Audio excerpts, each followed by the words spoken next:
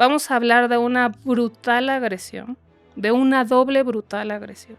Es cuando estos dos tipos abordan una motoneta, es que a punto de navaja de amenazas, es que me suben a esta motoneta.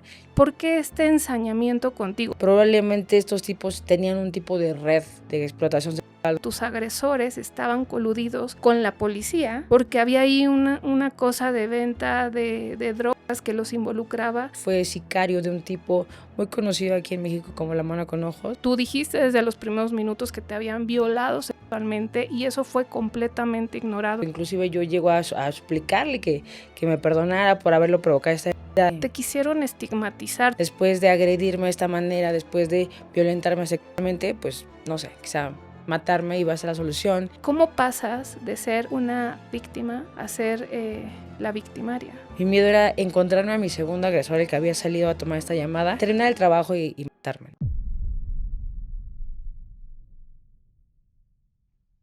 Bienvenidas y bienvenidos al Sistema, un espacio en donde a partir de historias reales exploramos el sistema de justicia. El día de hoy vamos a hablar de un caso sumamente sensible. Les invito a que se queden todo el episodio porque vamos a hablar de cosas que tristemente le pueden pasar a cualquier persona en este país, especialmente a las mujeres y a las niñas. Vamos a hablar de una brutal agresión, de una doble brutal agresión.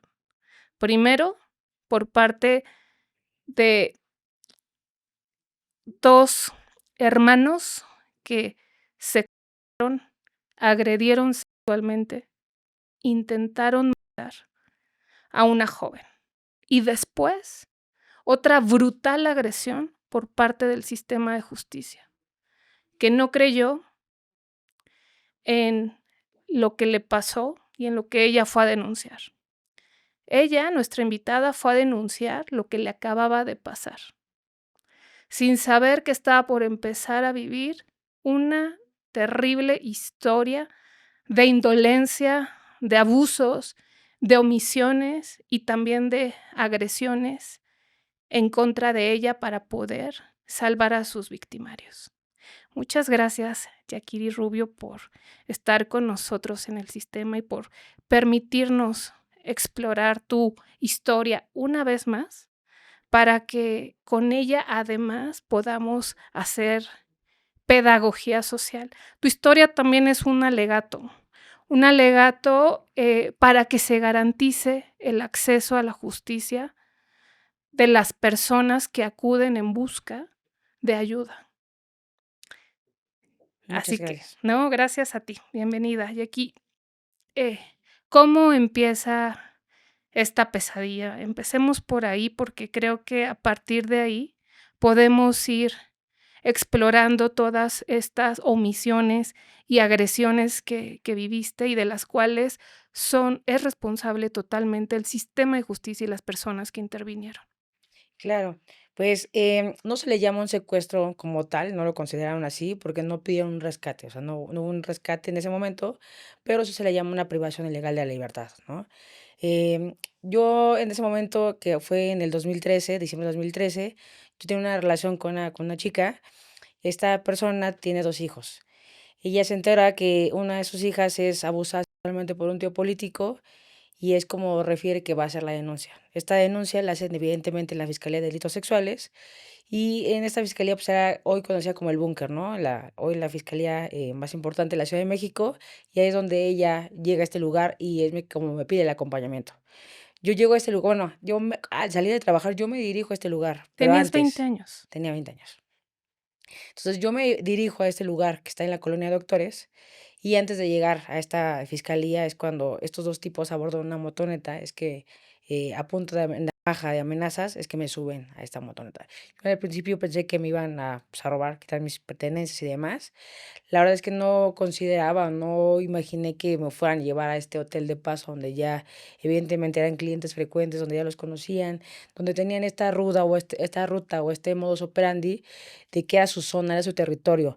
En ese momento tampoco sabía que eran tipos que la gente le tenía miedo, gente que de alguna manera era respetable por pues, a lo que se dedicaban, ¿no? Que eran gente, pues, criminales, una familia que estaba llena de criminales, donde en ese momento, cuando ocurrieron estos hechos, su papá de estos hermanos, los Ramírez Anaya, que yo no sabía que eran hermanos y que evidentemente no los conocía, su papá también se encontraba en la cárcel. Eloy Oxiso, uno de mis agresores principales, pues también tiene un hermano gemelo que también en ese momento estaba en la cárcel. Entonces, y que ellos dos también tenían en ese momento, averiguaciones previas, entradas a reclusorios con diferentes nombres, pues evidentemente, pues sí, eran una familia que mucha gente le temía y que también estaban coludidas con las autoridades porque pues muchos de ellos eran dealers de ciertos policías de investigación de esta fiscalía. Entonces, cuando me privan de mi libertad, me llevan a este hotel de paso que hoy en día sigue funcionando, que no fue investigada, que incluso fueron las propias activistas quienes cierran este lugar simbólicamente como protesta, ya que las autoridades no habían reaccionado a estas denuncias o esta exigencia de protegerme. Me llevan a este hotel donde evidentemente estoy golpeada, ultrajada. Llega un momento en el que me preguntan si qué edad tenía, si era menor de edad. Yo en ese momento la verdad es que descarté totalmente como este comentario y fue algo que a mi abogada le prendió muchísimo porque probablemente estos tipos tenían un tipo de red de explotación sexual donde si eras una mujer menor de edad y levanta por esos tipos seguramente servías para esa venta y si eras mayor de edad seguramente ya no. Y que siento que es lo que iba a pasar conmigo, ¿no? Que al final, después de agredirme de esta manera, después de violentarme sexualmente, pues, no sé, quizá matarme iba a ser la solución, irme a tirar, no sé, al bate, no sé, algún basurero, lote baldío, carretera, etcétera. En este lugar hay un abuso sexual por parte de uno de los agresores, que es Luis Omar, y por parte de mi principal agresor, Miguel Ángel, es una violación. Es necesario precisar que pues, la diferencia entre el abuso sexual y la violación es que pues, hay una penetración, ¿no? Sin consentimiento.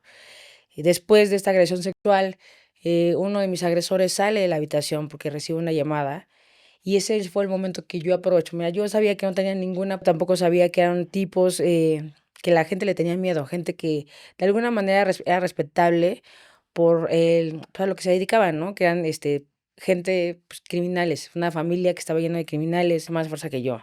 Un tipo que medía 1,90, pesaba 80 kilos.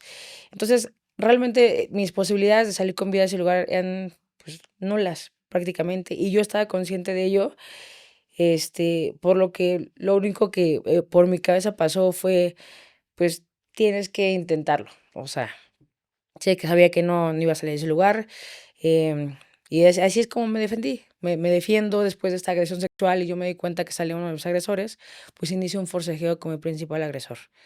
Es importante precisar que yo jamás tuve acceso a esa navaja, o sea, no se encontraron ni siquiera las huellas de mis manos en esa navaja. Sin embargo, en un movimiento donde estamos forcejeando con mi principal agresor, es que logro que la navaja se dirija hacia él y en ese momento, pues, sin pensarlo 2 veces, en la parte del cuello, ¿no? Esta herida, la consideran la mortal en la parte de la yugular. Dentro de este forcejeo que tuve con mi principal agresor, refiero que y desde el primer momento, refiero que yo le hice 2 heridas, ¿no? Una en el pecho, esta en la parte de la yugular, que son parte de la defensa que tuve. Jackie, tu caso es sumamente simbólico y importante para entender el derecho que tenemos las personas a preservar la vida, el derecho a defendernos legítimamente frente a una agresión real e Claro. inminente. Pero antes de entrar a ese tema que también es sumamente relevante para que quienes nos acompañan tengan elementos para poder entender una situación en la que esté de por medio su propia vida. Antes de eso, me Ujú. gustaría que nos detuviéramos en algunas partes de tu historia, porque, esa es la primer violación, la sexual, pero vale la pena decir que esto ocurre, ya lo dijiste tú, pero para quienes no son de la Ciudad de México y se lo puedan Claro. imaginar mejor, todo esto ocurre en un área muy chiquita. Imaginen un triángulo en donde está la procuraduría, una vecindad que está pegada a esta oficina de la procuraduría y un hotel de paso, que es donde te privan de la libertad y donde te atacan, que está a un par de Sí, a calles, pasos. Ujú. a pasos. Y ahí es donde ocurre todo esto y es después tú lo sabrías, esto que has contado, que tus agresores estaban coludidos con la policía, porque había ahí una cosa de venta de drogas que los involucraba y que hacía que los protegieran. Pero también visto de otra manera es una jovencita de 20 años sin antecedentes Claro. penales contra una familia de personas que estaban, tú lo dijiste, con un montón de antecedentes penales, entradas, ingresos, Ujú. salidas y de relaciones con la policía. ¿Por qué este ensañamiento contigo? Lo que pasó es te agreden, te logras zafar, te defiendes, el tipo que tu principal agresor sale corriendo de ahí, tuvo con la fuerza suficiente para agarrar su Somos trata motoneta de salir del y lugar. largarse, tú Ujú. sales, ¿y qué pasa?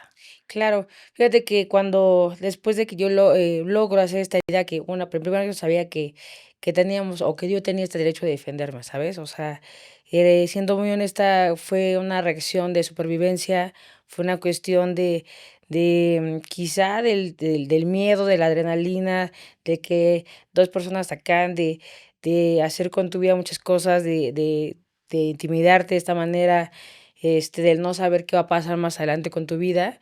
Y después de que logro hacerle esta idea, quizá en mi cabeza yo creí que mi agresor, pues, o sea, me dejaría en paz, que quizá él siguió un segundo forcejeo. En ese segundo forcejeo es cuando, pues, me provoca más heridas, cuando inclusive yo llego a suplicarle que me perdonara por haberlo provocado esta herida, derivado de esta defensa, le suplicaba por mi vida y demás. Entonces, él, pues creo que yo sobreviví porque él ya se empezó a preocupar por su vida. Digo, pues evidentemente hizo que se muchísimo. Eso sí que tengo que decirlo. En este segundo forcejeo donde yo tuvimos después de esta herida, él ya no tenía hablado, ya no tenía voz, no podía hablarlo, no podía hablar. Entonces, esta falsa declaración que hace el segundo hermano diciendo que según yo, justo yo lo había agredido con otras características y demás, es una total mentira, ¿no? O sea, después de esta herida, mi agresor ya no estaba hablando, no podía hablar. Entonces, él, de la sangre que le salía, él se preocupó más por salvarse su vida que por terminar de matarme. Entonces, eso fue algo que me dio muchísimo. Él sale de este lugar, como tú lo refieres. Yo alcanzo a ver dónde se va, de qué lado sale, sale del lado izquierdo. Entonces yo por ende y por lógica lo que hago es salir por el lado derecho, así como me encontraba, se me desnuda ensangrentada, porque mi miedo no era realmente mi principal agresor. Mi miedo era encontrarme a mi segundo agresor, el que había salido a tomar esta llamada, y que derivado de esta defensa o de esta, pues, acción de lastimarlo por haberme lastimado, pues terminar el trabajo y matarme, ¿no? O sea, yo tenía esa preocupación. La verdad es que yo, pues, desconocía, el dónde me encontraba, pues, no estaba metida, como tú lo dijiste, jamás había tenido, no sé, una detención, pues, de hecho, nunca imaginé que yo iba a estar en la cárcel, ¿sabes? Entonces, pues, cuando no tienes esa mentalidad, cuando no te dedicas a ese tipo de cosas, pues, jamás te refieres a esos lugares. Yo salgo de este lugar y lo único que hacía era pedir ayuda, así como me encontraba, y la gente se me quedaba viendo de una manera como muy horrible, hasta que logré encontrar a unos, motopatrullas, que fueron los que me auxiliaron. A ellos yo les refiero, incluso estaba una mujer como policía, que es la que yo le refiero lo que había ocurrido. Es importante también precisar que en mis primeras declaraciones jamás referí por qué me encontraba ahí. Esto lo hizo más adelante, ya después con la autorización de en ese entonces mi pareja, porque al final, si yo me encontraba ahí por un tema de un delito sexual hacia una menor, entonces, si platicar de lo mío fue complicado para mí, pues no me puedo imaginar, que una menor esté siendo, no sé, evidenciada, vulnerada de esta manera, entonces, o sea, no me correspondía a mí hablar de ese tema. Entonces, yo lo que hice fue como, solo me encontré ahí por un tema de una pareja y hasta ahí. Entonces, ahí al principio yo creo que eso quizá no me ayudó muchísimo en mi declaración, sino más adelante cuando ya durante las audiencias que tuvimos, pues pudimos recabar esa información. Pero, ¿cómo explicamos a la gente Claro. que tú te acercas con policías? Yo vi las fotografías, porque además tu caso se encargaron de hacerlo un caso mediático. No te cuidaron en ningún aspecto y por el contrario, te exhibieron porque había que y dijeron muchas cosas a las que me quiero referir más adelante, pero yo vi esas fotografías, estabas golpeadísima, Ujú. traías heridas, además, un abrazo también con una herida muy llamativa y expuesta. Y además tú cuando te encuentras a los policías les dices lo que te acaba de pasar y te Sí, claro. dicen: "Sí, vamos a la procuraduría, ya a la oficina central". ¿Y cómo pasas de ser una víctima a ser, la victimaria? Tú Claro. Fíjate que eso nos costó muchísimo de trabajo entenderlo, porque mucha gente decía: "¿Por qué se ensañaron tanto contigo?", ¿no? Esta atención, la verdad es que tuve buena atención en un principio con estos policías que, pues, me dieron esta protección. Ellos me invitan a hacer esta denuncia, por supuesto que lo que quería yo primero era salir de ese lugar, no quería encontrar a mis agresores. Y en segunda, pues, ir a denunciarlo, lo que había pasado. Creo que sí, que una persona que realmente, puedo decirle así, ¿no? Una persona que es un criminal o una criminal o una persona que realmente es maquiavélica, pues, después de cometer ciertas cosas no denunciaría, ¿sabes? Escondería y entonces se acabó el problema porque, pues, también esos tipos tenían, pues, cola que les pisaba, ¿sabes?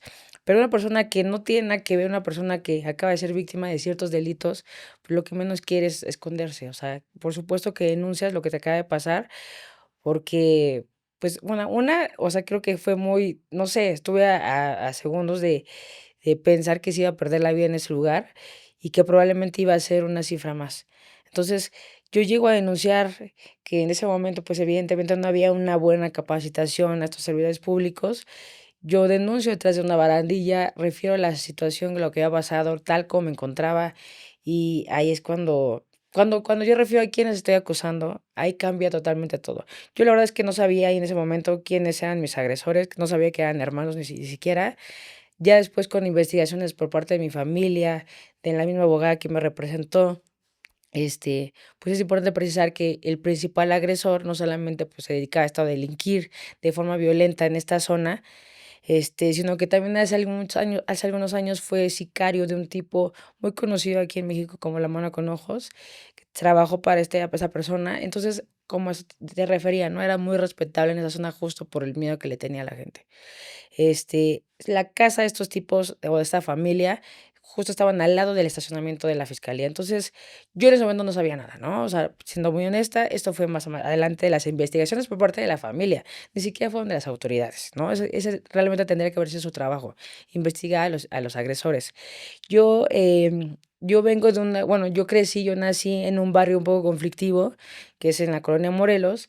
Entonces, cuando yo voy a denunciar a mis agresores, que eran dealers de algunos policías de investigación y que aparte eran vecinos de esta fiscalía, se les hizo muy fácil, pues, empezar a investigarme, y al saber que yo era de esta colonia, pues, yo creo que se imaginaron que quizá mi familia también se dedicaba a delinquir, que quizá por pertenecer a ese tipo de crecer en este tipo de ambientes, quizá también yo tenía algo que me podían esconder, y que de esa manera pudieran tapar estos delitos que hicieron a mi persona y de esta manera, pues, hacerlos ver como que están atrapando a una superdelincuente. Porque de esta manera las autoridades me juzgaron, inclusive no sé si ahorita exista, pero en ese momento había como una página, donde los servidores públicos tenían acceso a ver quiénes eran las personas más buscadas en ese entonces. A mí me pusieron en ese lugar. eh, Evidentemente no tomaron en cuenta mi declaración con la violación, no tomaron en cuenta, eh, yo no sabía, te digo, también, desafortunadamente, mi ignorancia en cuestión de mis derechos, las obligaciones de las autoridades, yo no sabía que tenían que llevarme a la Fiscalía de Delitos Sexuales, que tenían que darme una atención psicológica, una valoración, ginecológica, los retrovirales, las pastillas del día siguiente. O sea, yo sabía que se tenía que hacer todo ese protocolo, inclusive decirte: "Oye, estás detenida", ¿sabes? Porque yo ni siquiera sabía que yo estaba siendo detenida.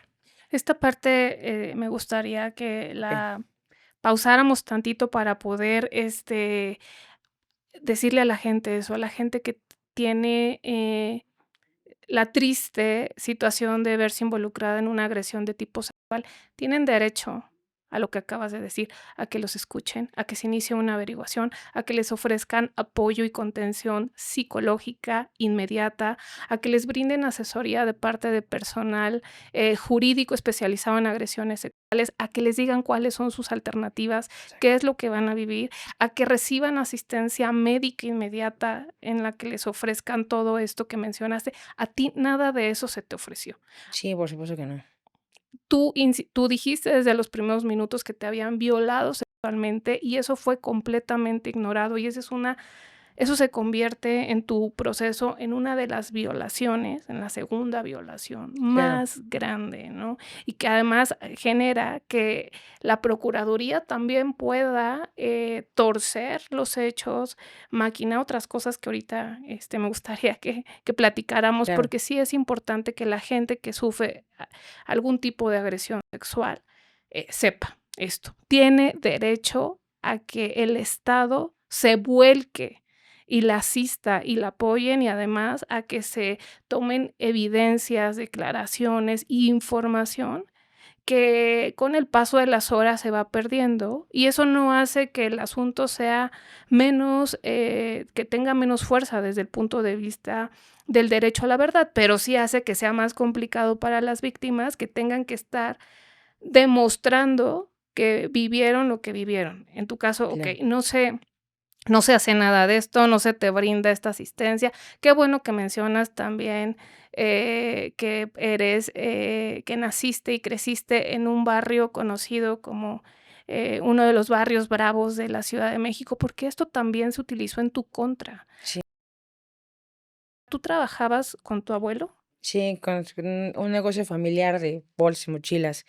Como te digo, y bueno, mis papás, evidentemente, al ser investigados y demás, pues, no encontraba absolutamente nada. Mis papás, inclusive, han sido premiados por la misma secretaría, por el la misma, en ese momento, bueno, hoy alcaldía, que lo reconocían como una familia de cultura, ¿no? Que promovía la cultura dentro y evidentemente hay previas, hay reconocimientos. Entonces, pues, yo creo que la cuestión de la violencia institucional que yo sufrí, la cuestión de ensañarse tanto conmigo, yo lo veo un poco más del que quizá estos 2 agresores tienen mucha o tenían o tienen mucha información de ciertos policías, o sea, que había algo más, porque el caso al final se resuelve, ¿no?, positivamente hacia mi persona, pero hay muchas cosas que no, pues, que nunca vamos a poder, bueno, yo nunca voy a poder saber o enterarme, que creo que es importante que la gente lo sepa, pero, o sea, ¿por qué?, ¿sabes? O Sí, sea, pero se resuelve mucho tiempo después,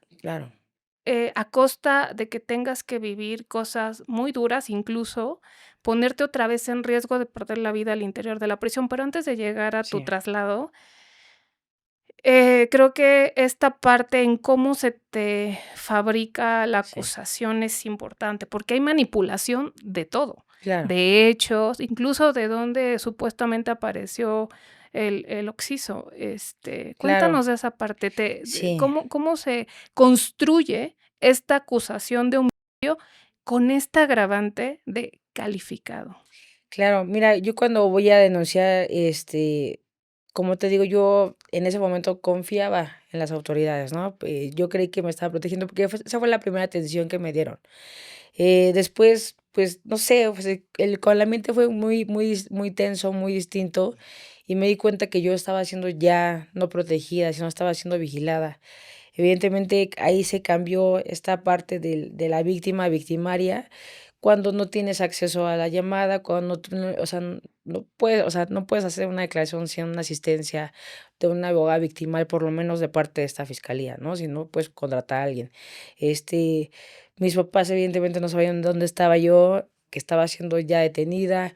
La manera en cómo las autoridades te interrogan o hacen esta declaración, donde te refieren que, no sé, que si, que qué sentiste en el proceso de la violación o que qué les había hecho para provocar estas acciones, o sea, cosas muy despreciables por parte de los servidores públicos.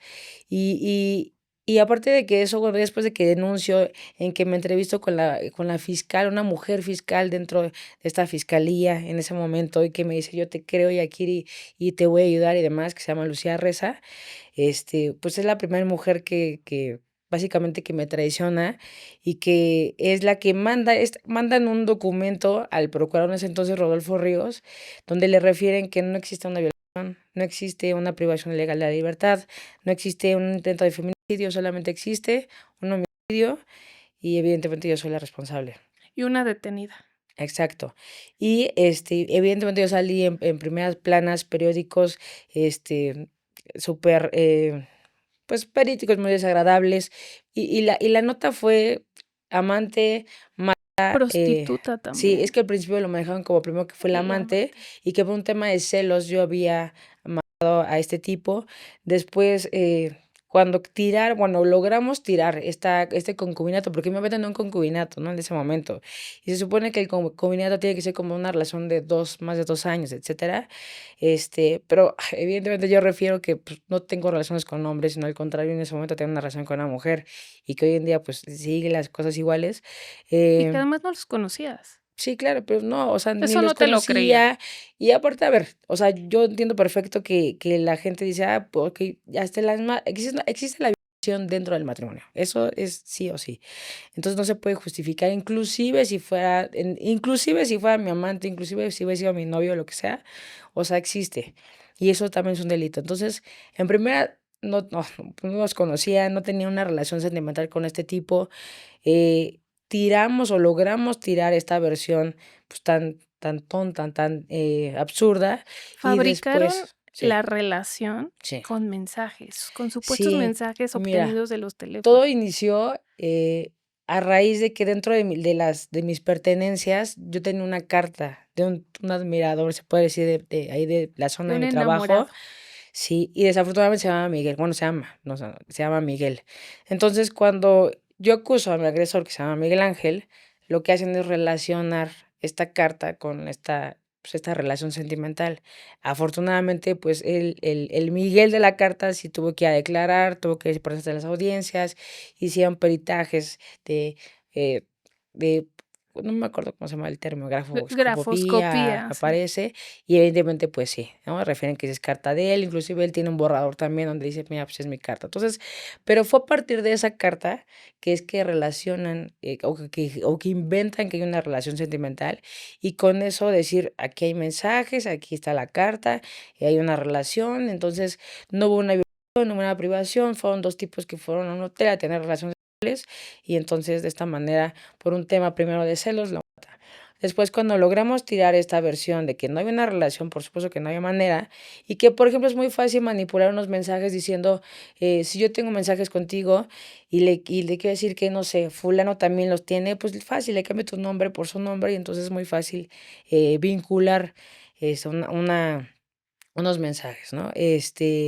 Logramos tirar esa versión y entonces ya después me sacaron como una sexoservidora diciendo que, por un tema de rendición de cuentas, es que yo lo maté. Entonces, la manera en cómo buscaban la manera de justa verme como la criminal, como la villana, y hacerse, pues, colgarse una coronita diciendo que habían atrapado y habían detenido una, mujer peligrosa aquí en la Ciudad de México, pues, creo que fue una cuestión, pues, una doble revictimización y un castigo que, pues, yo creo que nadie se merece después de haber pasado ciertos delitos, y lo que menos quieres es, pues, que te estén acusando de estas cosas.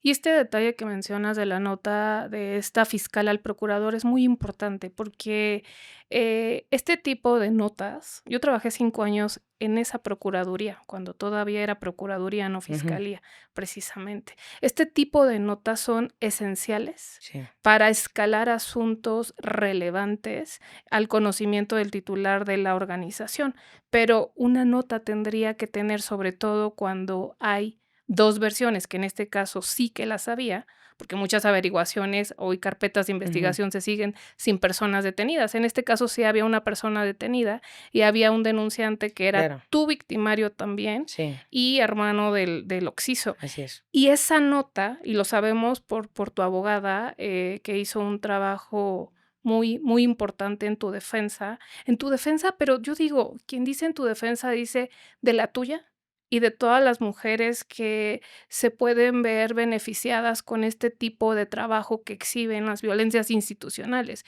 Y ella lo que demuestra es que esa nota solamente trae una versión sesgada de los hechos, que es la versión de tus agresores. Y con el tiempo se sabría, y por eso hoy es mucho más fácil explicar que había todo este esfuerzo interno de Ujú. muchas personas de la fiscalía por, favorecer a estos agresores con quienes se tenían estas relaciones, Relaciones. ilícitas, ¿no? Claro.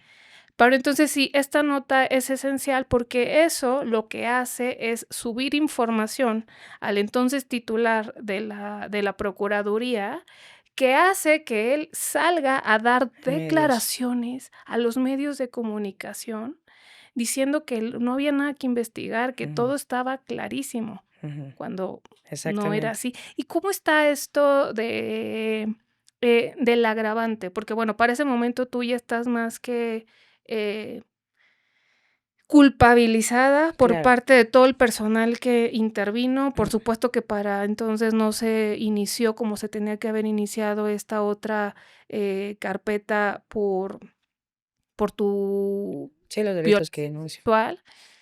¿Y cómo se va construyendo esta teoría? Bueno, se queda descartado de, bueno, okey, no era tu pareja, Ujú. ¿no? Ni esas cartas, te pertenecían a él, Sí, al Oxxo. ¿no? Y tampoco eras una sexoservidora, ya está. Y luego, pero aún así sigues siendo responsable, Sí, y claro. además con una calificativa. Sí, mira, te voy a explicar por qué me pusieron el homicidio calificado. Em, Dentro de las declaraciones, que justo también hace rato le iba a comentar, del hermano del que me denuncia, él refiere que evidentemente no estuvo en los hechos. Él refiere que inclusive ya me conocía de antes como una de las novias, porque supuestamente el Oxiso, pues, era un super galán y tenía varias novias, y una entre ellas estaba yo. Casado, ¿no? También. Bueno, no recuerdo, la verdad es que no, desconozco eso. Este, entonces, que él ya me conocía de antes y que él sabía que yo me iba a reunir con él y íbamos a ir a un hotel. Entonces, él se quedó supuestamente en su casa arreglando el altar de una virgen, porque, pues, eran las fechas de diciembre, y que él de repente llega a su hermano Miguel Ángel, sentado y como se encontraba, y que le dice y que se le arruma en sus brazos y le dice: "Hermano, una mujer, güera, con una vestimenta que evidentemente no tenía en ese momento", me dice: "Me acaba de matar en el Hotel Alcázar", y que se desvanece y se muere. Esa es la declaración que hace Luis Omar y que se muere en el, pues, en el predio, ¿no? En la vecindad, en el patio de la vecindad. Esa es la declaración que él hace. Sin embargo, evidentemente, pues no, pues, o sea, no, güera no soy. Las características que tenía no, pues, evidentemente no eran así. No conocía a Luis Omar. Y la tercera es que, no sé si todavía pase, pero anteriormente había, por parte de la Secretaría de Gobernación, tienen como un lugar donde graban todas las llamadas de auxilio. Y, una persona en ese entonces, cuando referían que el tipo no donde murió y demás, hay una persona, que no voy a mencionar su nombre, nos hizo llegar una grabación, o nos hizo llegar esa grabación de ayuda, donde la familia pide una ambulancia con las características de mi agresor Miguel Ángel, en el lugar de los hechos, en el estacionamiento de la procuraduría, más no en la casa de él, con las mismas características y donde refieren que ahí es donde lo atienden y no se muere en la vecindad, sino se muere realmente en la fiscalía. ¿Cómo por qué te imaginas que se muere en la fiscalía, no? Yo quiero decir, pues si tengo amigos que trabajan en la fiscalía, pues seguramente voy con el médico legista para que me atienda, si es que de verdad me puede salvar la vida. Entonces, esto de que Luis Omar está en su casa, esto de que él se llega y se desvanece es mentira, porque aparte, como lo refiero, ni siquiera, o sea, de que yo le provoco, no podía hablar, no tenía voz. Entonces, ahí se descarta totalmente. Cuando Luis Omar me llega a acusar de que yo fui la que maté a su hermano y que ahí me entero que soy su hermano, o sea, como por qué me señalaría si la descripción que él dio en esta declaración, pues, no tiene nada que ver conmigo. Entonces, por esas razones que ay, bueno, y entonces el cuerpo no aparece con las 2 heridas que yo evidentemente sí reconozco que le provoqué durante este forcejeo, durante esta defensa, sino por el cuerpo de Miguel Ángel aparece con entre 12 14 heridas, heridas graves, heridas en la parte de la frente, en la nuca, en los tobillos, en el pecho. ideas un poco, extravagantes, que evidentemente no hay manera de que alguien de verdad se preste a comprar esa versión, porque el tipo si medía 1,90 y yo mido 1,64, ni brincando podría hacerle tales heridas. Heridas que dentro de una audiencia y que afortunadamente con el trabajo de Ana Catira, de mi abogada, logró que un perito reconociera que hay heridas, que había en ese cuerpo había heridas ante-mortem y heridas post-mortem, ¿no? Heridas que antes de evidentemente, le provoqué, y que alguien más después de muerto, alguien más le provocó esas heridas. Es importante también recalcar que después de que él sale de la habitación del lado izquierdo y yo salgo del lado derecho, fue la última vez que yo lo vi. O sea, la última vez que yo vi a mi agresor es con vida. Entonces, pues alguien más después de que muere, alguien más le provoca estas heridas. Y como te decía, hay cosas que nunca voy a saber y que nunca voy a entenderlo, pero fue una investigación que nadie quiso dar una explicación. Porque además, no se entendería y no se explicaría por qué si después de que tú eres, agredida, en lugar de irte a esconder, tú vas directamente con policías y les refieres lo que pasó. Claro, Y además, para ese momento, cuando tú te defiendes, tú no sabes que él perdió la vida, porque justo está demostrado, eso nunca estuvo en duda, que él salió por su propio pie, tomó la motoneta y se fue. Y lo que luego sí hay, y que es muy importante, porque esto exhibe una vez más una fabricación de un caso, y esto es gravísimo, porque pasa todos los días, todo el tiempo, y no tendríamos que permitirlo. Ahora, en tu caso, tristemente para ti en ese momento, se te expuso ante los medios de comunicación y de una manera muy negativa, pero también eso mismo tiene como una de sus virtudes que esta persona que trabajaba, que escuchó la noticia y que dijo: "Eso no fue así. Yo trabajo en un sí, área donde recibimos llamadas", y además había también creo que otra llamada que hizo una persona, no identificada, no relacionada con la familia, que tuvo conocimiento porque pidió apoyo de una ambulancia, porque este hombre ya estaba, perdiendo la vida. Entonces, yo creo que es muy grave y por eso sí es necesario hablar de estos casos en donde, otra vez, como en el caso también de Carla Fernanda, si no han visto ese episodio, los invito a que vayan y lo vean.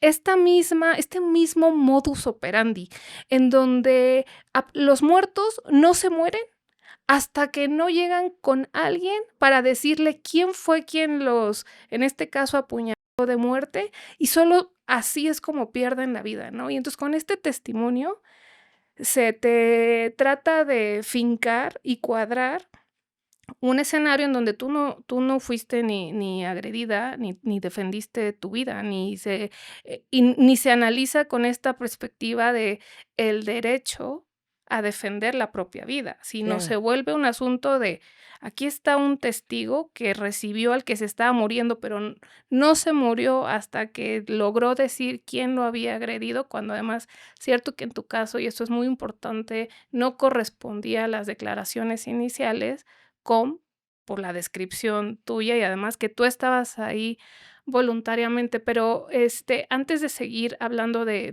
esto y de llegar a qué implica el derecho a la defensa para que las personas también sepan que sí es un derecho humano y que sí tienen que defenderse como puedan, porque claro, exigirles que sean, ya llegaremos a ese tema, conforme ciertas características, pues, realmente lo que haría es anular esta posibilidad real, porque te llevaría a que tú tengas que tener, medidas para saber si es proporcional o si es tantito. claro. ¿Cómo vas a saber tú? ¿Cómo esperaría la procuraduría que tú pudieras saber que esa herida, lo iba a terminar privando de su violenta existencia, ¿no? Pero antes de eso, antes de hablar de ese derecho humano a la legítima defensa, sigamos con este relato y cómo te llevan, a la cárcel y qué es lo que pasa ahí y cómo después, logras, salir. Claro, pues, cuando yo estaba siendo, pues, ya detenida, que tienes que pasar 48 horas, bueno, también es bueno y es importante saber que en este lugar o en esta colonia donde hoy en día hay tantas, tantos departamentos de justicia, instancias de justicia, que en ese momento, en este recorrido, porque hicimos la construcción de la mecánica de hechos para ver que había cámaras, ¿no? Porque creo que eso era muy importante. Y sí, evidentemente sí había muchas cámaras, las mismas cámaras del hotel, que también eso fue como una burla para nosotros, porque no tampoco creer que haya cámaras de salidas, pero no de entradas, ¿sabes? Si hay el hotel solamente presentó la única cámara donde se logra apreciar cómo mi agresor sale del lugar de un lado y yo salgo del otro lado, pero no pueden ellos entregar o no entregan nunca la grabación de entrada, porque evidentemente se iban a quemar sabiendo que el otro agresor también estaba ahí, ¿sabes? Entonces es una super manipulación a las autoridades, a verle la cara a la gente y decirle, o sea, sí es inexplicable cómo puede haber unas cámaras de salida, pero no de entrada. Bueno, yo estoy detenida y bueno, desafortunadamente, y lo agradezco, pero pues sí es importante también, em, una tía civilista se entera de mi caso, mi familia se entera de mi caso, me van a ver y demás, antes de ser trasladada a Santa Marta, y mi tía me dice, pues yo puedo ayudar en el caso y demás. Y a veces creo que quieres ayudar y terminas perjudicando la situación. Este fue mi caso. Mi tía desafortunadamente pues no sabe de materia penal y creo que aquí es fundamental. Ella también es un poco, bueno, era conservadora y ella se le hacía pues mal lo que yo dije que yo tenía una relación con una mujer, que evidentemente eso no iba a ayudar a que las autoridades realmente reconocieran que pues yo me había defendido y demás. Entonces, a veces, ella quiso ayudar a la carpeta y lo que hizo fue perjudicarme un poquito más, haciendo entrarme en contradicción, decir que ya no estaba ahí por ver a mi pareja, sino porque estaba ahí por una fiesta o otras cosas. Entonces, eso me llevó a tener muchos problemas y evidentemente a que se venciera el plazo de estas 48 horas y así fue que pues me trasladaron al sistema, a la cárcel. ¿A ti te atienden de tus propias lesiones en la fiscalía? ¿Eso sí ocurre? Sí, me atienden mientras estoy, después de narrar detrás de la barandilla lo que me ha pasado. O sea, evidentemente no fue una atención como tendría que haber sido. Este, Psicológica, claramente, no, pero, ¿te cosen sí, las? entro yo a la parte de la fiscalía y está, pues, bueno, en ese momento estaba una barandilla y ahí es como llega porque ya habían pedido ya la ambulancia. Pero digo, la herida es súper mal cosida, pues nada, o sea, no hubo realmente una atención. Con 20 años, te Mm, enteras que estás acusada de homicidio y que te van a trasladar a Santa Marta, Catitla. claro. ¿Y en qué momento aparece tu abogada, que también es una parte importante de este caso y que también es un ejemplo de una defensa humanizada, este, y con perspectiva de género? Sí, es que creo que eso cambia todo. En primera, yo creo que lo más importante fue el apoyo de mis papás, porque cuando mis papás se enteran que yo estaba siendo detenida y que estaba ahora de ser trasladada a Santa Marta, y ellos, pues, le exigen a las autoridades saber de mi caso, recuerdo que mi papá narra mucho que lo que le hacen fue enseñarle un periódico donde estaba, bueno, donde se hablaba de mí, haciéndome ver como esta villana, esta criminal que había matado a su amante. Él evidentemente no cree en eso, y entonces dice: "Esta no es mi hija, o sea, no, a mí no me hablen de esas cosas". Entonces, él en primera, creo que tenía el apoyo de mis papás y que realmente me creyeran a pesar de lo que se estaba diciendo en medios de comunicación, porque no tenían la oportunidad de hablar conmigo, creo que fue muy importante y que todas las decisiones que tomaron poco a poco creo que ayudaron bastante en el caso. Evidentemente no contaban con los recursos suficientes para pagar una defensa, que sabemos que son caras las defensas. Eh, pues mi papá, pues, como te decía, ¿no? Se dedicaban al tema de la cultura y demás, y tenían un proyecto en puerta que él tenía con la Secretaría de Gobernación, pero cuando se entera de mi caso y se entera que, pues, evidentemente yo ya estaba ahí encarcelada, él lo que hace es hacer una publicación en Facebook cuando también en ese entonces, pues, la red social, pues, no se utilizaba tanto como para comunicar noticias o comunicar ciertos casos, y él lo que se le hizo fácil, pues, hacer esta publicación fuerte, pedir ayuda, comunicar lo que estaba pasando con mi situación, ser mi voz más que nada. Y entonces esa publicación se compartió muchísimas veces. Afortunadamente mucha gente apoyó y ese mismo post es como llega, pues, a ¿Qué ojos, decía? a manos de Ana Katiria.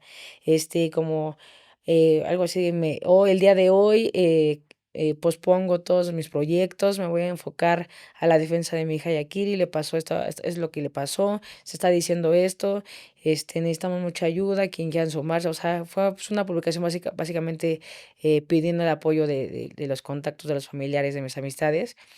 Y como te digo, ese post llega Ana Katiria, que era una abogada independiente, una penalista, pues también con 30 años, me parece. Y ella es la primera mujer abogada que les escribe a mis papás por privado y que les dicen, oye, soy Ana Katiria. Creo que veo, bueno, veo muchas inconsistencias, muchas irregularidades en el caso de su hija, me gustaría ayudarla. Este, Creo que Ana sintió esta empatía, ¿no? O sea, entró con, eh, eh, pues como tú lo has dicho, ¿no? Y también lo has referido. Ana no solamente me defendió a mí, sino siento que ella habló y defendió como a través de mi caso a otras mujeres que más adelante también pasaron cosas similares a las mías. Y también incluso yo creo que con esta defensa se defiende a mujeres que van a pasar por eso y que todavía no lo saben. Exacto. Porque esto no es un caso aislado y eso es lo más Sí, no. grave y por eso también es súper, válido y necesario visibilizar este tipo de casos, porque suceden todo el tiempo, todos los días, y tú no te estás peleando solamente contra el hermano o contra uno de tus agresores, también te estás peleando con el sistema, porque después se sabría lo que hemos estado diciendo, que ellos estaban ahí coludidos. También estaba coludida la gente del hotel, ¿cierto? No solamente no proporcionaron, la totalidad de las videograbaciones que tenían, dieron información falsa y alteraron, también, el registro de personas, porque creo que eso era, para tu defensa, un dato que era muy consistente, era referir que ellos entraron como quien entra por su casa. Claro, no hubo un intercambio de llaves, de dinero, etcétera. Entonces, evidentemente, al saludarse como conocidos, como amigos, pues, yo me di cuenta que no podía pedirle ayuda justo a los encargados en ese momento del hotel, porque, pues, eran cómplices. Y evidentemente, al ser cómplices, pues, lo que menos quieres es que tengas también acusaciones por estos delitos por los cuales yo acuso a mis agresores. Entonces, digo, más adelante ya no se quiso involucrar el hotel, o sea, prefirieron, pues, hacerse como echarse para atrás. Y bueno, ya más adelante también el karma creo que ahí ayudó un poquito, sin embargo, como te digo, creo que ese hotel sigue funcionando hoy en día. Debió haberse hecho una investigación más a fondo de ese lugar. Creo que también han pasado otras cosas a otras personas dentro de este lugar. Entonces, pero cuando tienes un poder, cuando tienes estos contactos, cuando tienes, pues sí, estos contactos, este poder, realmente el cinismo creo que es lo de menos. O sea, estos agresores, al tener su territorio tan marcado, al tener su territorio tan en confianza, pues realmente podían hacer lo que quisieran. Sí, son los mismos, se saludan, como amigos entre policías y delincuentes, ¿no? Por eso decía, todo es importante, el lugar en donde sucedieron los hechos, además que eso está, pero pegadito a esta ciudad judicial, ¿no? A la Exactamente, ciudad de la justicia, el lugar en donde se ubican los edificios más importantes, con las funciones más trascendentes del sistema de justicia en la Ciudad de México. exacto. ¿No? Vecinos de este lugar del hotel, vecinos de del lugar en donde vivían los agresores y la familia. Y bueno, empieza tu juicio, y Ujú. a la par que hay que litigar con los elementos de hecho alterados y de derecho existentes que a ti te dan, que te colocaban en una situación en donde lo que habría que ver era si tú podías ser criminalizada por haber defendido tu vida. A la par de eso, se lleva también una defensa en contra de los titulares de las 2 áreas del sistema de justicia más importantes, que son del titular de la Fiscalía y del titular del Tribunal Superior de Justicia, que se volvieron parte de tu caso en la Claro, medida en la que hacían declaraciones, en tu contra. claro. Fíjate que, Ana Cateria, que fue mi abogada en ese caso, ella era muy amiga en ese momento del procurador Rodolfo Ríos, tenían una buena amistad, y ella lo refiere también en el libro que escribe del caso. Ella refiere que cuando ella, pues, Rodolfo la cita justo para hablar de mi caso y decirle: "Ana, aléjate de este caso, no lo representes". O sea, y que ella le refiere que le dé una explicación del por qué no debería meterse en ese asunto y que él le dice que no le puede dar esa información, es cuando Ana todavía se aferra más. O sea, ahí te das cuenta que realmente yo creo que si Ana fuera como cualquier otro abogado que prefiere mantener las relaciones, Políticas. políticas, laborales, personales, en vez de echarse encima a todo un sistema de justicia, entonces, hubiera sido distinto, pero no, Ana realmente dijo: "Pues es que si no hay motivo, si no me estás diciendo por qué no quieres que me metas, porque hay algo que seguramente tienes miedo a que yo encuentre". Y creo que fue así. La cuestión de las declaraciones de Rodolfo fue a través de que, pues, la fiscal Lucía Reza apoyó, las acciones de su ministerio público. Entonces, evidentemente se van tapando, ¿sabes? Entonces, el mismo presidente en ese momento de magistrados, evidentemente respalda lo que los dichos que dice Rodolfo y así sucesivamente. Entonces, pues es todo, parecía un cártel, ¿sabes? Un cártel que se dedica a esto y que mientras más uno le rasque, más van a buscar algo más con que dañarte. Ana evidentemente recibe atentados de muerte por defender mi caso. Como tú lo dijiste, no solamente me estaba enfrentando a una familia de delincuentes, sino ya también a la violencia institucional que estaba recibiendo por parte de estas autoridades, porque evidenciar las acciones de esas autoridades es ponerte como enemigo o como enemiga. Y es que además en tu caso, surge todo este inframundo podrido del sistema de justicia, en donde no importa que tú demuestres y aclares, que las cosas no pudieron ser como se dice que fueron, porque hay como que esta necesidad del propio sistema de encubrirse, de taparse. Pareciera ser que si se reconoce lo que hizo un ministerio público de abajo, parecería ser, o sea, no se ha logrado entender que el que una cabeza o un superior jerárquico de un ministerio público salga a decir: "Sí, lo hicieron mal y esto no se va a repetir y Claro. además se va a corregir", parecería ser que es malo. Entonces, hay más insistencia, ¿no?, en justificar, y entonces se vuelven como un bando. En tu caso, sigue avanzando el juicio. ¿Cuánto tiempo estuviste, recluida en Santa Marta? Solo estuve los 3 meses, Solo. ya sé. Bueno, estuve 3 meses cuando evidentemente no tendría que haber pisado la cárcel. Tuve un quizá, digo, sobreviví nuevamente a unos, intentos de silenciarme dentro de la cárcel. Como te digo, esta familia, al tener diferentes ingresos y ser conocidos, pues es muy fácil que de cárcel a cárcel se transmita cierta información. Mi caso, al ser un caso, pues, muy exhibido, pues, ya le habían puesto un precio a mi cabeza para que alguien dentro de las internas de Santa Marta, pues, pudiera silenciarme y terminar con este asunto. Afortunadamente, tuve apoyo de otras internas que también, me ayudaron a salvar de mi vida en ese momento, pues, para mí fueron los días más, complicados de estar dentro de este lugar, porque, pues, no había manera de poder transmitir a la gente realmente lo que había pasado, porque era es difícil, demostrar a la gente que una mujer sí puede defenderse, que sí puede salir de esta situación, que no tiene que ser una criminal para poder acreditar una defensa. Y bueno, después de estos 3 meses, por parte de una instancia, la quinta sala penal, y bueno, que es importante también decir que yo estaba siendo juzgada por un juez que tenía acusaciones de violencia sexual por parte de sus ex empleadas, un juez que no que ha reprobado infinitas veces los exámenes que normalmente les hacen a jueces para seguir con su cargo, y al ser castigado por reprobar este examen, es como lo mandan a la cárcel de mujeres para juzgar a mujeres. Entonces, yo estaba siendo juzgada por un tipo que acosa a mujeres. O sea, eso es también, o sea, increíble, ¿no? Un juez que también la primera reunión que tuvo con mi abogada, lo primero que fue hacerle insinuaciones sexuales, como el mismo presidente magistrado que le refirió, él hizo la invitación de ser una de sus novias de este presidente, bueno, ese tipo tan asqueroso. Bueno, pasé 3 meses en esa cárcel, bueno, en dos diferentes cárceles, ¿no?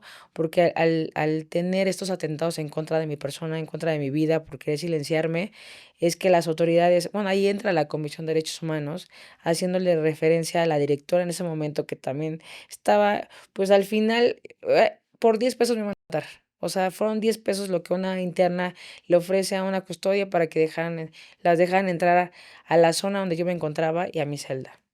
Entonces, pues un tema de corrupción también que existe dentro de las cárceles y que la directora pues también estaba siendo ya investigada por la misma comisión, decir, porque si esta mujer de aquí se te muere aquí en la cárcel, entonces tú vas a tener consecuencias.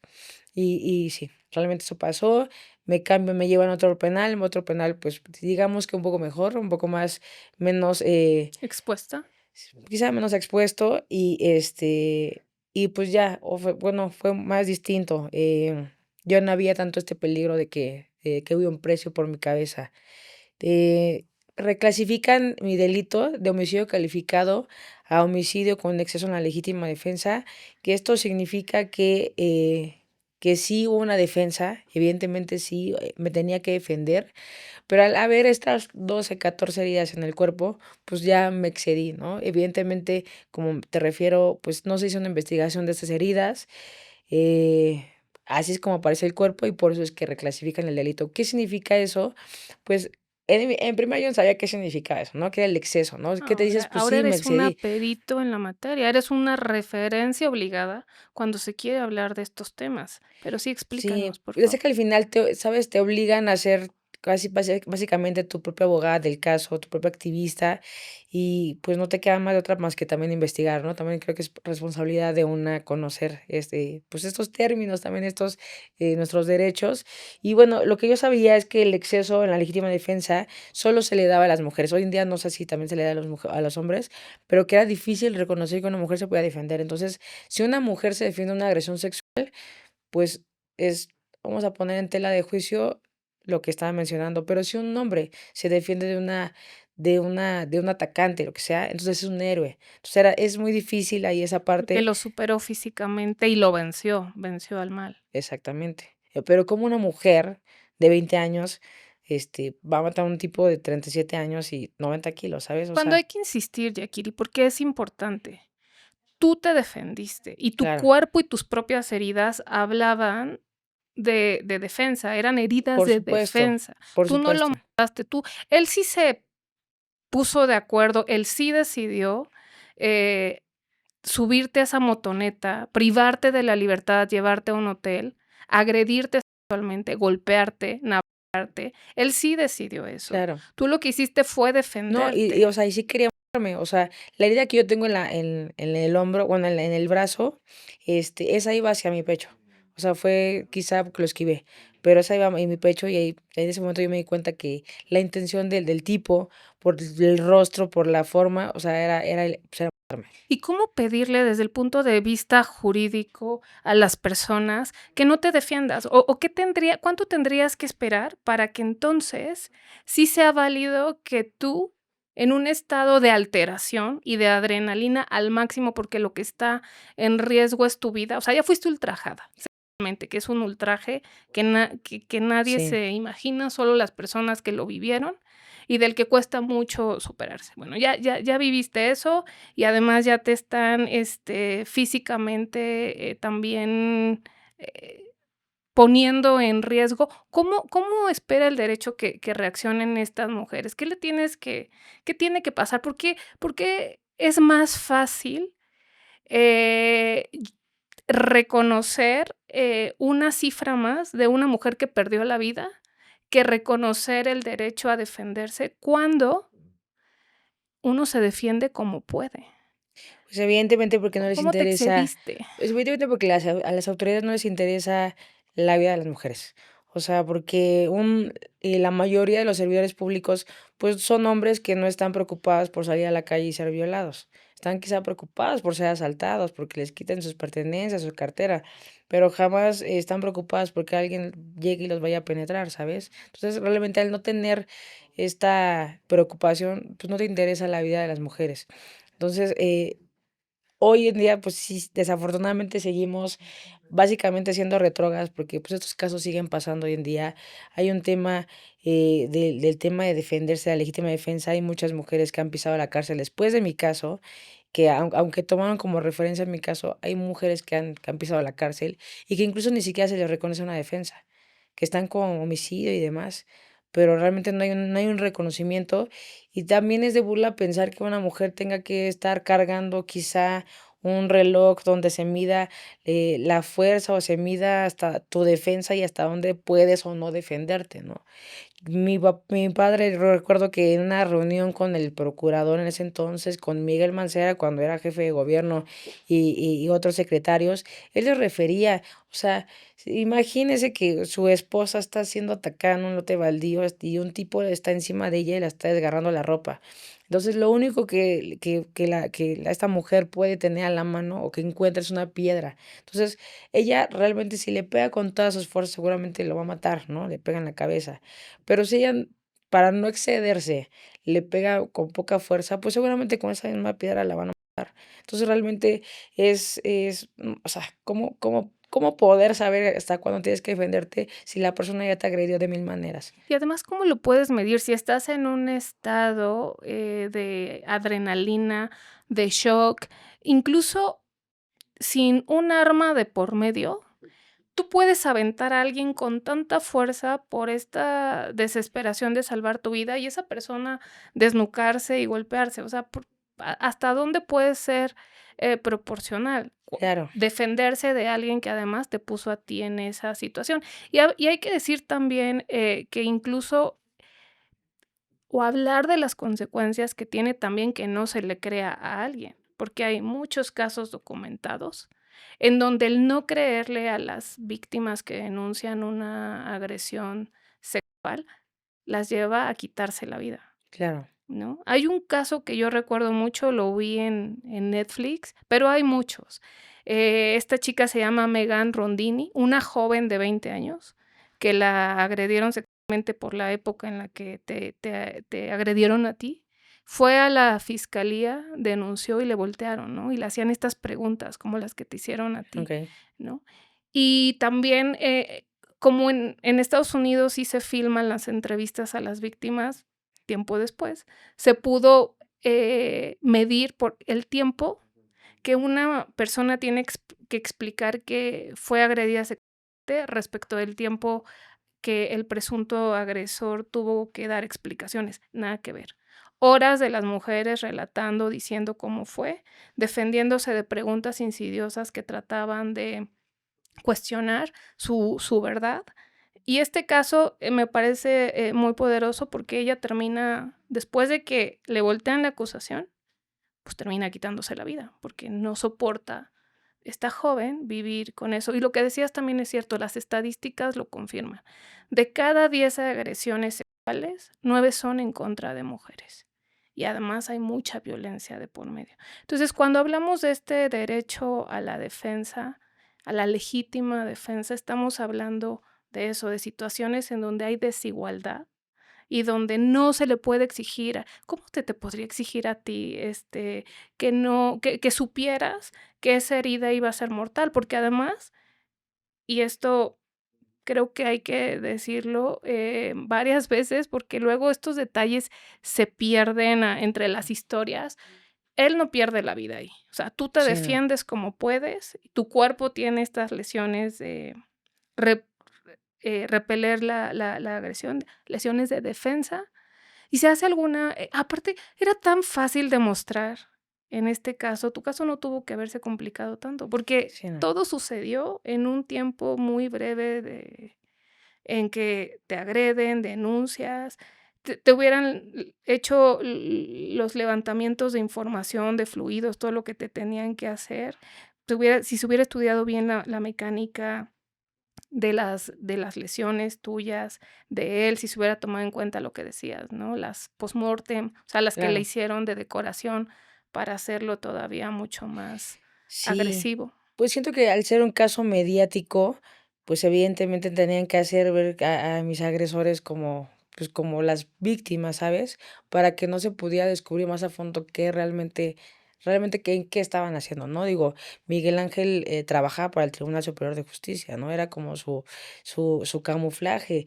Y estas heridas que también fueron muy importantes, bueno, estas fotos, ¿no? De mis heridas, que fueron importantes para acreditar una defensa, esas fotografías desaparecieron, las desaparecieron del expediente. Y también recuerdo mucho que Ana refieren en el libro y en las entrevistas que inclusive mi familia tuvo que dar dinero, tuvo que pagar a ciertos servidores públicos para volver a conseguir esas fotos. Esas fotos donde, hay peritos con guantes, con credenciales de que sea procuraduría, que me están tomando las fotos, y esas fotos fueron muy importantes para acreditar mi defensa. Esas fotos ya habían desaparecido del expediente. O sea, fotos que hoy en día están en Internet, que hoy en día están en los libros, pero que en ese momento las autoridades buscaban que no se comprobara una defensa. O sea, que fuera realmente como si fuera yo una loca villana. Yakiri, háblanos tantito de las licuadoras. Okey, sí. ¿Quiénes son estas mujeres? Claro, fíjate que yo recuerdo mucho, y lo menciono también, en esa fecha, aquí en la Ciudad de México, no había realmente manifestaciones, no había esto de las marchas, inclusive, ese grupo de chicas extranjeras, porque todas eran extranjeras, son extranjeras, ellas iniciaron aquí en la Ciudad de México el tema de encapucharse.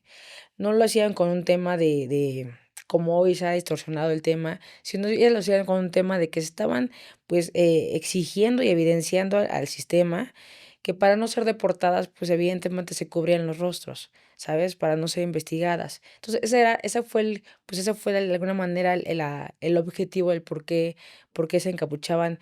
El caso, bueno, mi caso creo que fue para ellas como algo de que en otro país quizás se hubiera resuelto muy fácil, que quizá se hubieran cortado muchas cabezas del procurador, la de la fiscal, o sea, se hubiera realmente hecho una buena investigación, y que quizá yo jamás hubiera pisado la cárcel, ni pasado lo que pasamos más adelante.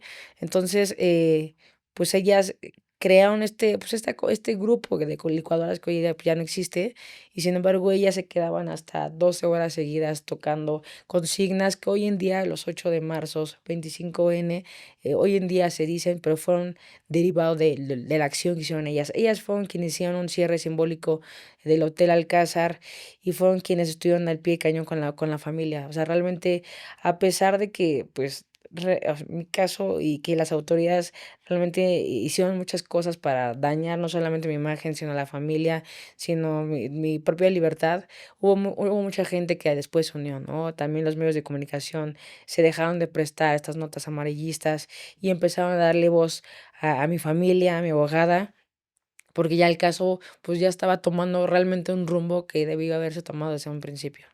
Yakiri, ¿cómo se pasa de víctima a sobreviviente y apoyar a otras mujeres? Cuéntanos tantito de esa nueva faceta tuya. ¿Cómo se supera algo así? ¿O cómo se transforma algo así? Claro, pues, yo estuve los 3 meses, me reclasifican el delito, salgo bajo una fianza altísima, carísima, que evidentemente mis papás no tenían el dinero suficiente para recaudarlo, y por parte de la sociedad es como se recolecta esta cantidad para que yo pudiera salir de la cárcel. Salgo, y más o menos un año y medio de proceso que me enfrenté con Ana, y que Ana fue quien me dijo: "Tienes que estudiar tu expediente, y métete a ver qué fue lo que hiciste bien, qué fue lo que hiciste mal, cómo actuaron las autoridades".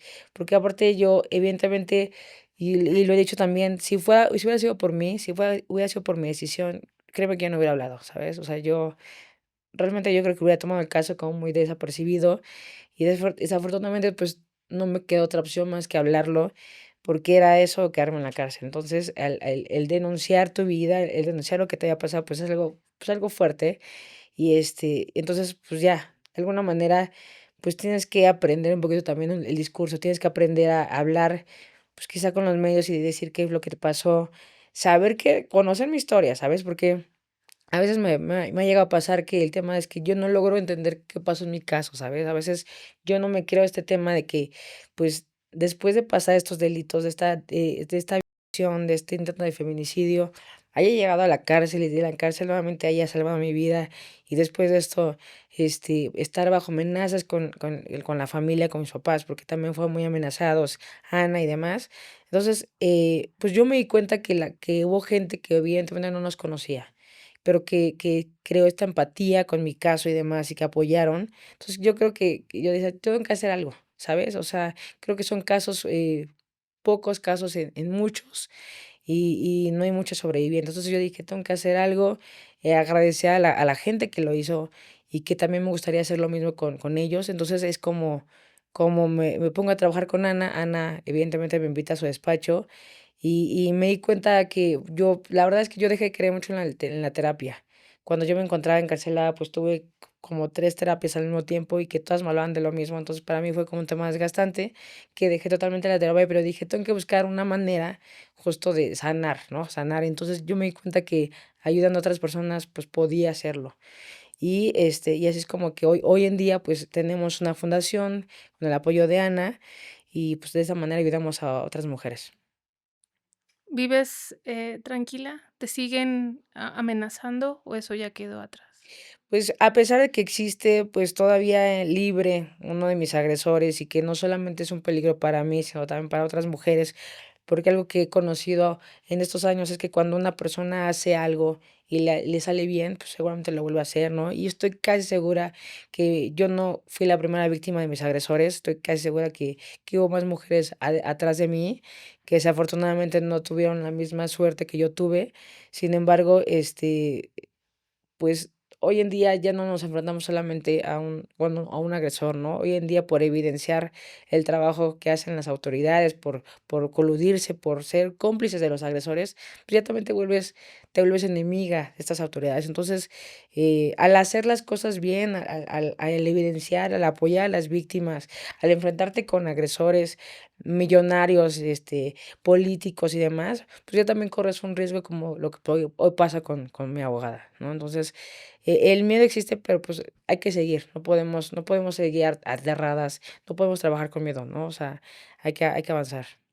Yakiri, aprovechando tu experiencia en este tema, ¿qué le dirías a personas que están pasando por un proceso en donde no saben si denunciar o no a sus agresores y que tienen miedo de enfrentarse a un sistema que no les va a creer Claro, o que las va a maltratar? ¿Qué le podemos decir? claro. Bueno, creo que mi caso es el claro ejemplo de cómo no tienen que juzgarme, o sea, cómo las autoridades no tienen que hacer el trabajo, pero también es el claro ejemplo de cómo, un caso puede juntar a tantas personas para ayudarte. Entonces, hoy en día creo que hay muchas herramientas donde nos podemos, sentir apoyadas. Es importante denunciar.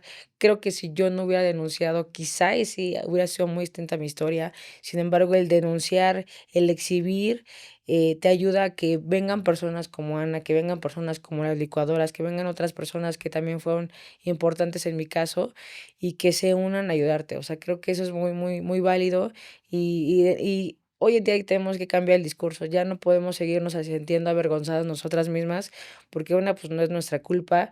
2, nosotras evidentemente no provocamos que nos pasen estas cosas.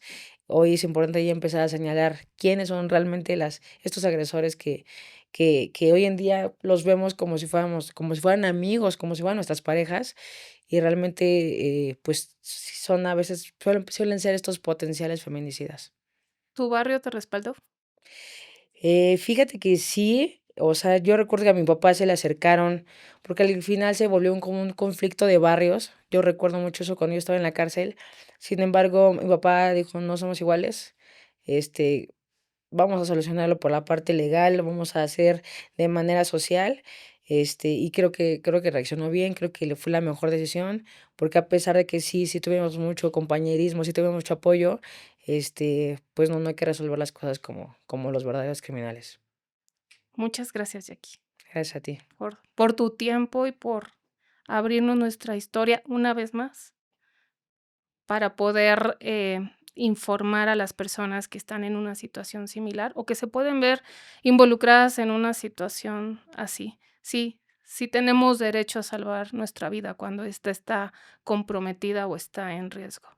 Y la proporcionalidad, pues, hay que ser más abiertos también las instituciones a entender los contextos de violencia, las desigualdades. Pues, por supuesto que si una persona saca un de fuego contra un matamoscas, pues evidentemente ahí sí estamos ante un caso de desproporción. Pero en la mayoría de los casos y las agresiones que suceden todos los días, pues no estamos en esos escenarios ni tenemos esas posibilidades. Muchas gracias a quienes nos acompañaron hasta este punto de este episodio. Ya saben que la manera de apoyar este tipo de contenidos es suscribiéndose al canal, activando la campanita para que les avise cuando tenemos nuevos episodios cada miércoles a las 8 de la noche y compartiéndolo. A alguien le puede cambiar la vida. Muchas gracias. Víctima de un funcionario de una Comisión Estatal de Derechos Humanos, quien te violentó sexualmente. Él le pone seguro a la puerta, tapa las cámaras que había ahí y sucedió lo que tenía que suceder.